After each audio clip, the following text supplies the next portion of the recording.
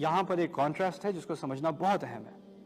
اصل میں ہمارے عقیدے میں، ہمارے ایمان میں سب سے عزت دار لوگ تاریخ کے وہ انبیاء اور رسل ہیں۔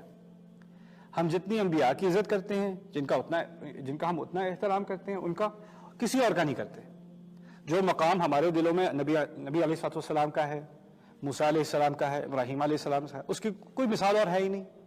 کوئی انسان اس درجے تک پہنچ ہی نہیں سکتا۔ اس عزت کے باوجود اگر آپ ان شخصیتوں کی تاریخ پڑھیں، ان شخصیتوں کی زندگیاں پڑھیں، تو آپ کو ایک بات کامن ملے گی ان سب میں۔ اللہ کے ہاں اور اہل ایمان کے ہاں سب سے عزت دار، باقی دنیا میں سب سے زیادہ کوسے گئے، سب سے زیادہ ان کو پبلک میں بھی، پرائیویٹ میں بھی اپنی فیملی والوں نے ان کو ریجیکٹ کیا، سب کے سامنے ان کو گالیاں دی، کون کون سے الزامات ان لوگوں پر نہیں لگائے، پاگل ہیں، ان کو ڈانٹ ٹپٹ کر بھگایا گیا۔ قرآن میں سب سے زیادہ کم عورتوں کا ذکر ہے جن کا نام سے ذکر ہے، ان میں مریم سلام علیہا ہے۔ مریم سلام علیہا کیا مقام کہ قرآن میں بار بار ان کا نام لیا گیا ہے۔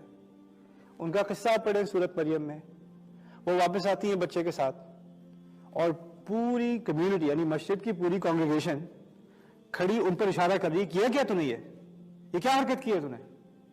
پوری ہمارا نام خراب کر دیا تم نے۔ یا اخت ہارون، ہارون کی بہن، ہارون تو اس سے بہت پہلے کے تھے۔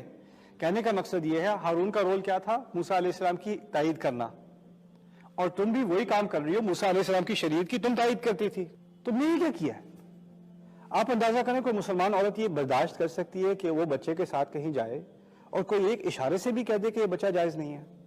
کیا وہ اس قسم کی بے عزتی برداشت کر سکتی ہے؟ یہ جو سب سے عزت دیے گئے لوگ ہیں نا قرآن میں، ان کی عزت پر سب سے زیادہ حملے کیے گئے ہیں۔ کہنے کا مقصد یہ ہے کہ آپ کی عزت اور ہماری عزت لوگوں کے الفاظ سے نہیں آتی۔ لوگ آپ سے جو بھی کہہ دیں، جو بھی الزام لگا دیں، جو بھی گالیاں دے دیں، جو بھی الفاظ استعمال کر لیں، اس سے آپ کی عزت میں کوئی تھوڑی سی بھی کمی نہیں ہوتی۔ یہ عزت دینے والا بھی اللہ ہے اور لینے والا بھی اللہ ہے۔ تُعِزُّ مَن تَشَاءُ وَتُذِلُّ مَن تَشَاءُ، تو ہی عزت دیتا ہے، تو ہی ذلت دیتا ہے۔ وَلَقَدْ كَرَّمْنَا بَنِي آدم، ہم نے تمام آدم کی اولاد کو عزت دی، ہم نے تمام بنی آدم کو تکریم دی۔ یہ اللہ تعالیٰ کا اپنا فیصلہ ہے۔